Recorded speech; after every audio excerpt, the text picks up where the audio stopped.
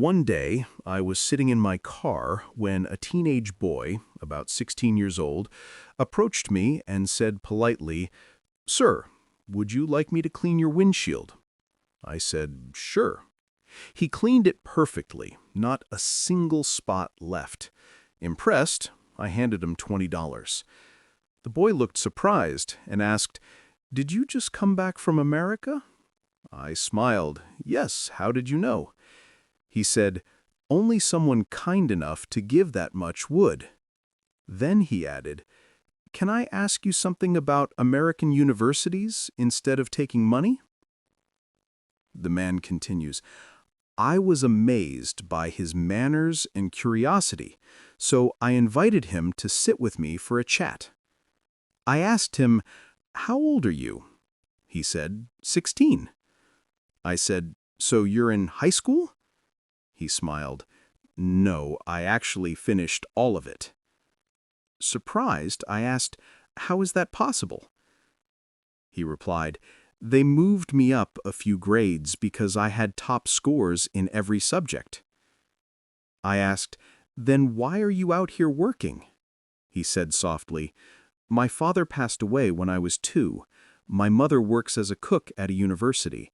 I help her and my younger sister whenever I can. My dream is to study abroad.' I felt deeply moved, so I invited him to lunch, but he said, 'Only if I can clean your windshield again first.' I laughed and agreed. At the restaurant, he asked the waiter to deliver his meal to his mother and sister instead of eating himself. That's when I realized this boy was special. His English was excellent, and his knowledge of technology was far beyond his age. I asked him to bring his academic documents the next day, and he did. 6 months later, he called me crying from happiness. "Sir, we're all crying from happiness. I got accepted into a university in America." 2 years later, the New York Times published an article about him, the youngest technology expert in the U.S. My family and I were so proud. My wife secretly helped his mother and sister get visas, and one day they stood in front of him in America.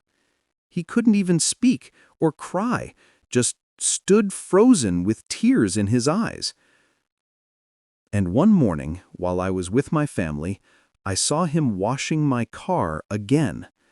I rushed to him, hugged him tightly, and said, "What are you doing?" He smiled and said softly, "Let me do this, so I never forget where I came from. You made me who I am today."